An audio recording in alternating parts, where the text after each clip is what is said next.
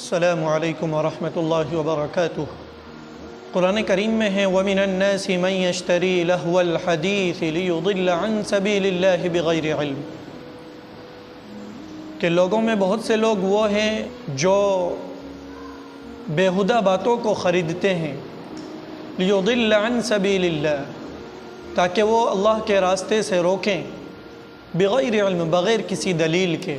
کیا میوزک سننا حرام ہے؟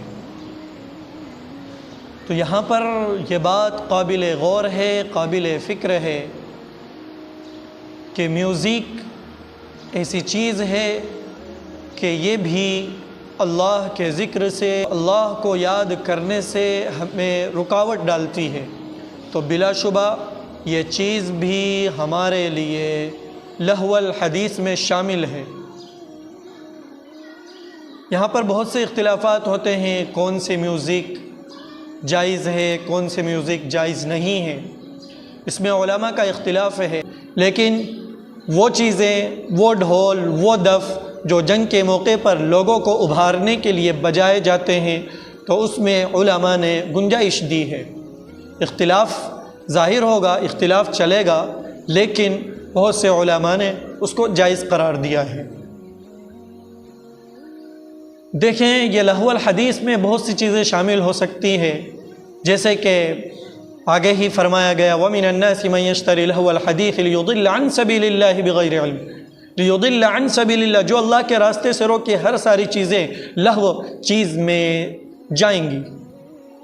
میں آپ کو دور نہیں، ابھی ماقبل کی ہی بات بتلا رہا ہوں کہ جب اسرائیل اور فلسطین کا مسئلہ چل رہا تھا، تو اس وقت یہ غیر مسلموں اور کافروں کی طرف سے کرکٹ میچ کا ایک رواج چل رہا تھا، تاکہ مسلمانوں کو اس طرف سے ہٹا کر دوسری چیز لگا دیوے، تو یہی لیضل عن سبیل اللہ ہے کہ اگر بہت سے لوگ چاہتے تو اس تاریخ کو دہراتے، اس چیز پر غور و فکر کرتے، اس چیز سے کچھ سبق سیکھتے، لیکن کافروں نے یہ گوارا نہیں کیا، بلکہ لوگوں کو دوسری چیز کی طرف لگا دیا۔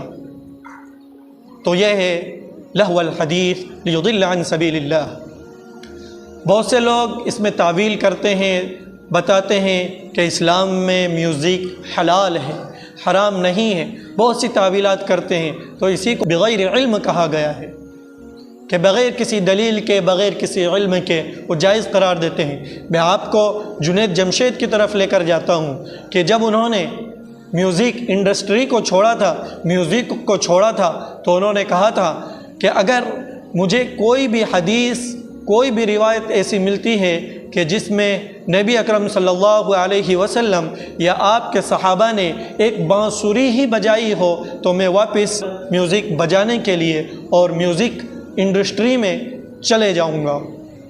لیکن جب انہوں نے بہت سے علماء سے رابطہ قائم کیا اور اس چیز کو تلاش کیا، تو انہیں کہیں بھی یہ چیز دریافت نہ ہو سکی، نہیں مل سکی، تو اس سے معلوم ہوا کہ میوزک اسلام میں حرام ہے۔